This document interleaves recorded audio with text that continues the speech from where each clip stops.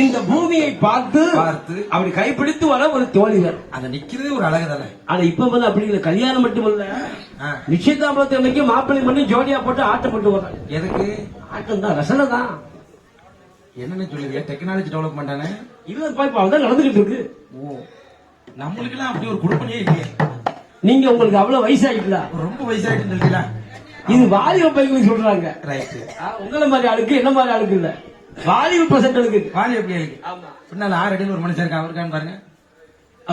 அவர்தான். அந்த கல்யாண பெண்ணாக வருகின்ற போது அந்த பெண்ணாளவள் அழகாக அச்சத்தோடு வருகின்ற பெண்ணை அழைத்து வரணும் அல்லவா? அழைத்து வர வேண்டுமானா மாப்பிள்ளுடைய தங்கச்சியா இருக்கணும், இல்ல மாப்பிள்ளுடைய அக்காளா இருக்கணும். டெஃபினெட்லி, கண்டிப்பா வேணும். கைப்பிடித்து பிடிச்சு அழைத்து கொண்டு வரணும். கொண்டு வரணும் இல்லையா?